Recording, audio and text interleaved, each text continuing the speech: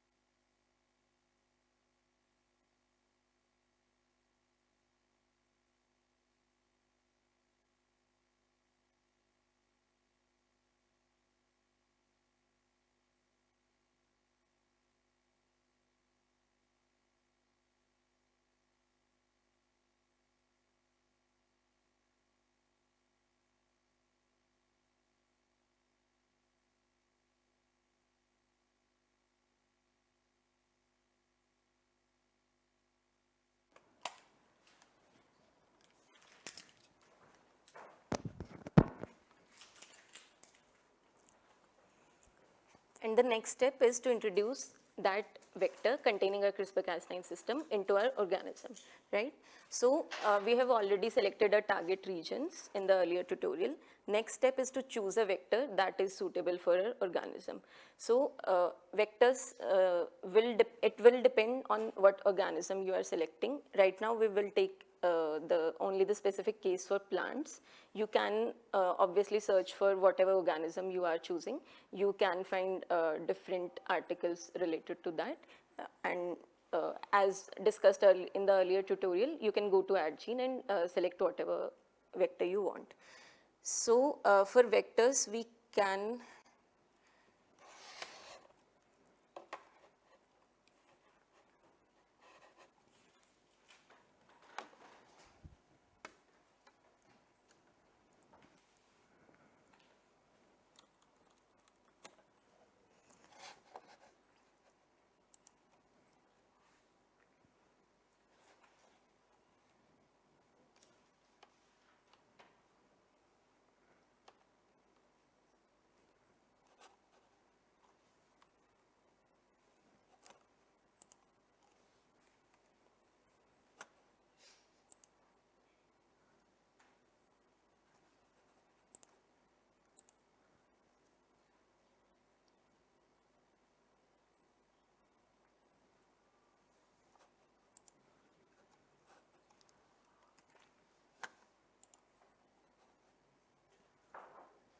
So as we did earlier, you can go to AdGene and we can select our vectors. Also, you'll have to download Snap Gene. Just go to Snap Gene Viewer. You can open the first link that comes with it.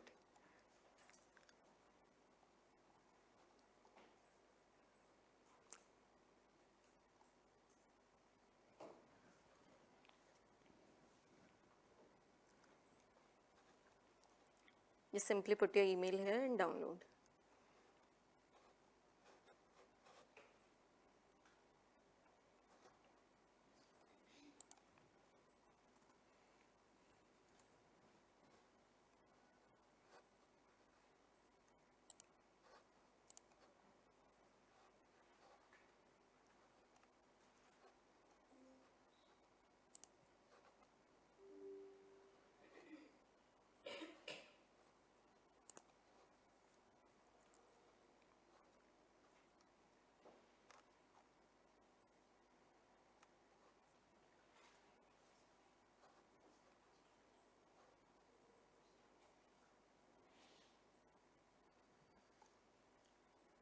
Done.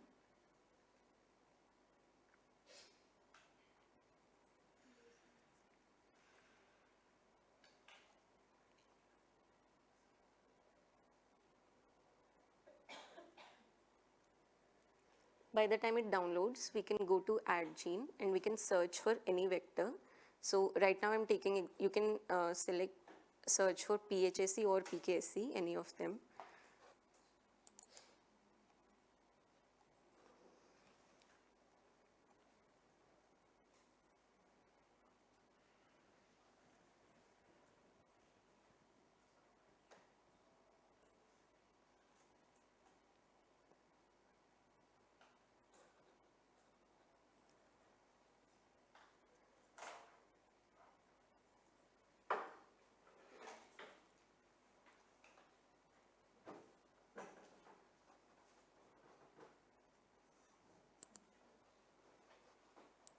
You can search by this number also.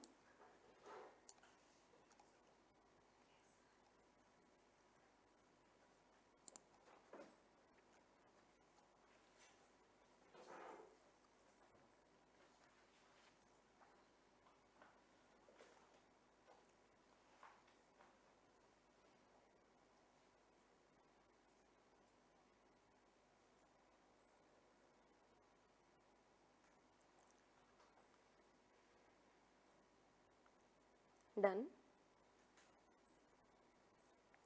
So here you can just download this file. There must be an option of downloading this file in SnapGene format.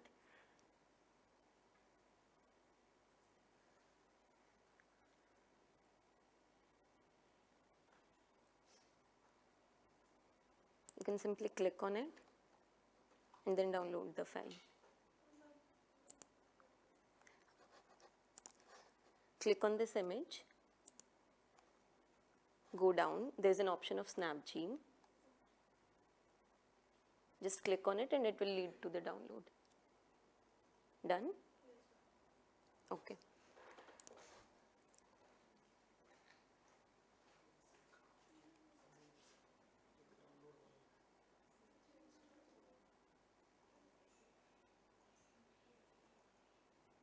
Is there any confusion?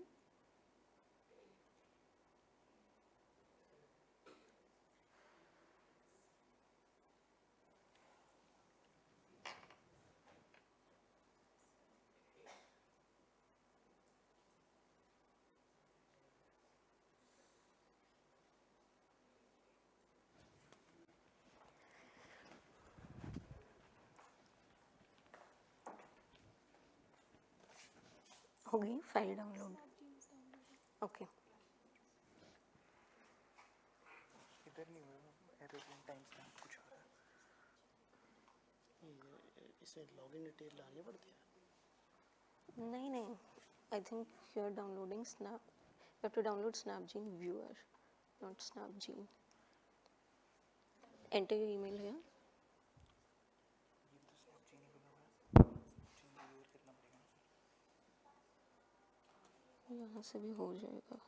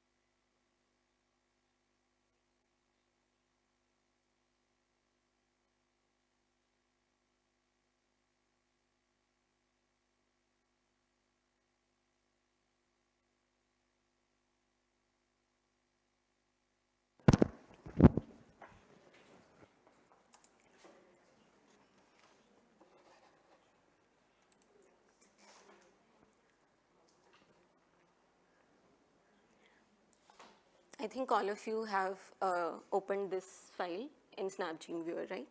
Okay. So this is the Garima. This is the vector that we are going to use for now. So basically, a CRISPR vector needs to have Cas9 insert. We can also make our own cassette, but usually we select a vector that already has Cas9 in it and a guide RNA scaffold. So as you can see, this vector has the Cas9 sequence and it has a guide RNA scaffold. So you must have already studied about what a guide RNA scaffold is, right? Okay. So when we have to insert a target sequence,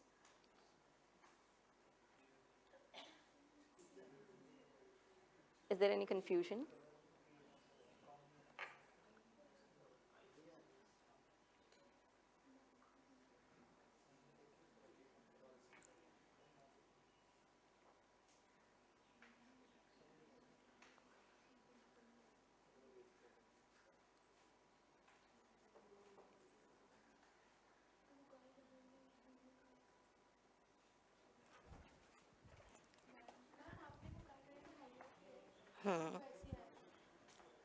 नहीं वो वैसे ही है दिखाओ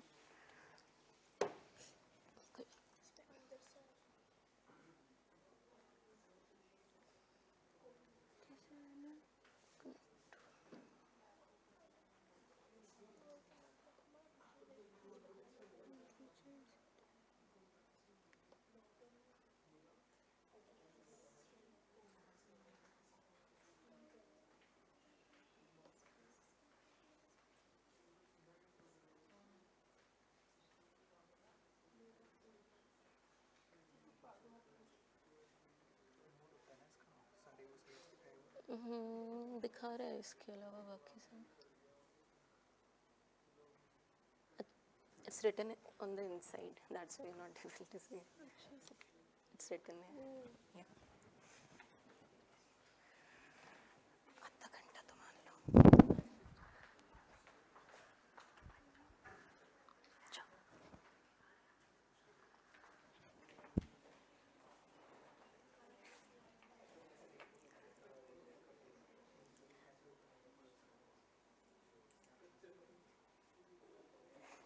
You can also go to sequence. At the bottom, you must see sequence written next to map.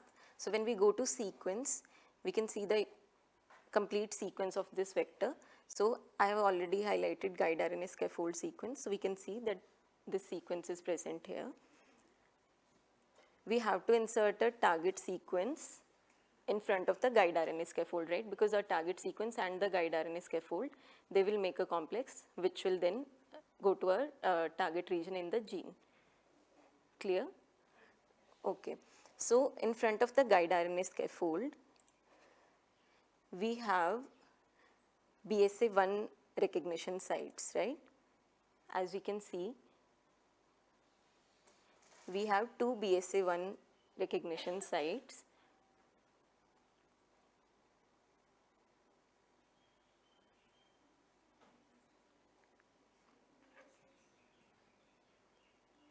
Just upstream of the guide RNA scaffold. You can go to the sequence part if you can't see in the map, but it must be visible in the map also.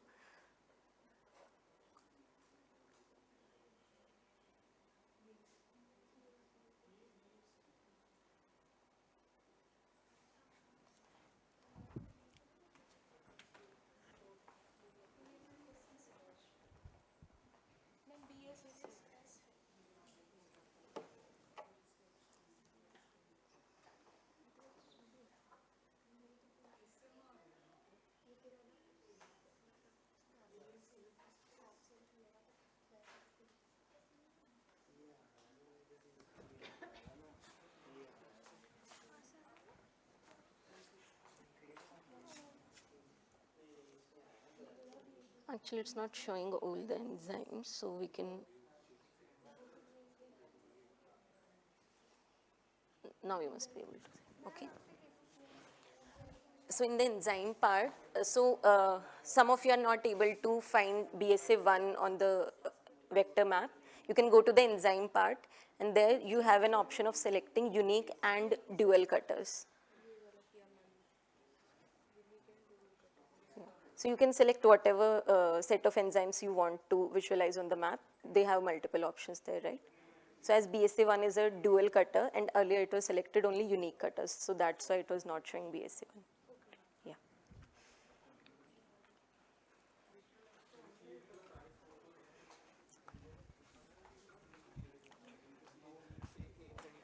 Right.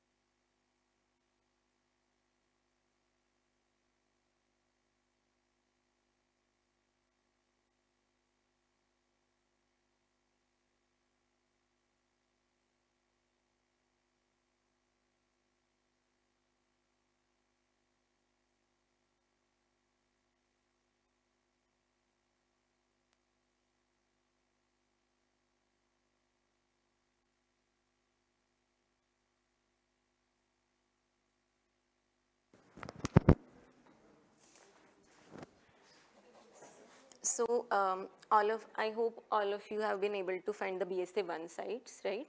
So when you click on it and then you go to the sequence, then you can see that the BSA1 cleavage site has been highlighted just upstream of the guide RNA scaffold, right? So we have two BSA1 sites.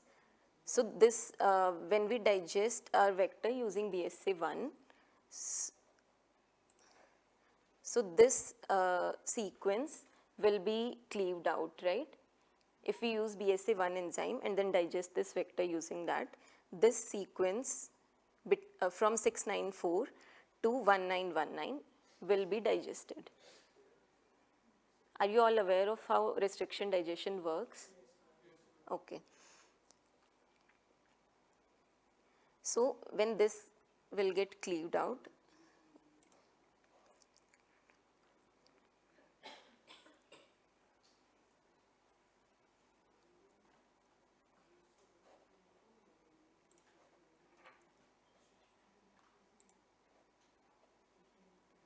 so this is where we will insert a target sequence, right?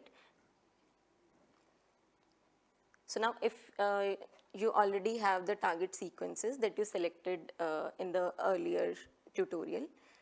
We can use those sequences to design our oligoduplexes, right?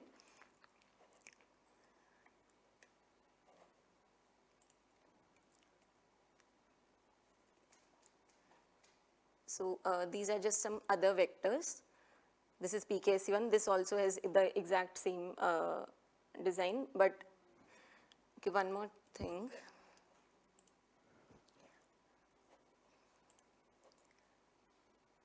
So if you're aware of how vectors work, they usually have markers within them for providing bacterial resistance and plant resistance, right? So this has a plant resistance of hygromycin, okay?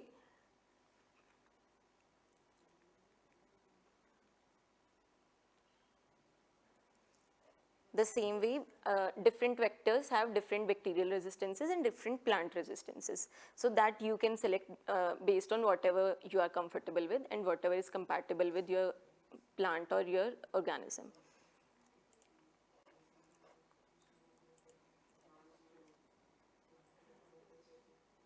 So this is PKSC1, this is another vector. You can also search for this vector the same way you searched for PHSC 401. The difference with this is it has kanamycin resistance, plant resistance. Otherwise, all the setup is the same.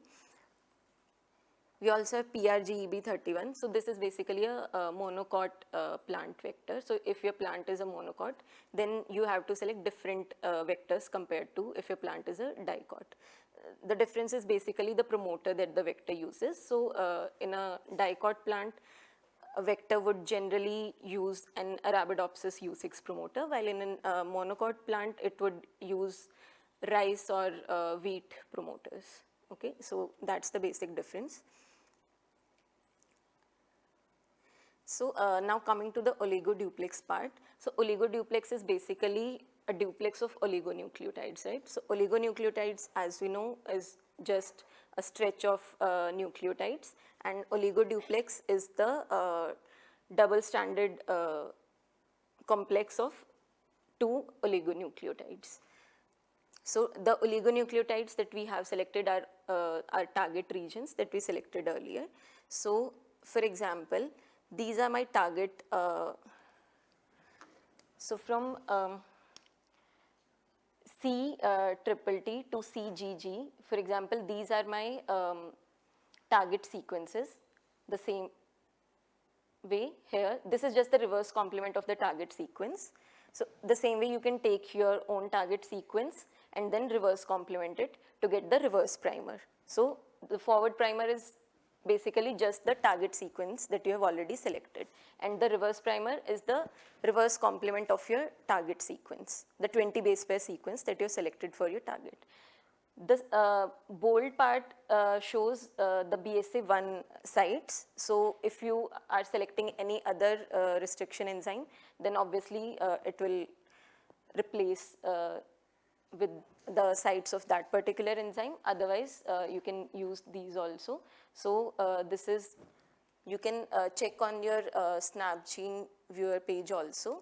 If you see BSA1, it has the sites. If you check, here you can see that this is AAAC, and if you see the other end of BSA1, this is ATTG, right? So if you know how restriction digestion works, I hope this will be clear to you. Because we'll cleave the vector at this part, at ATTG, and then we'll cleave the vector at this part, AAAC, right?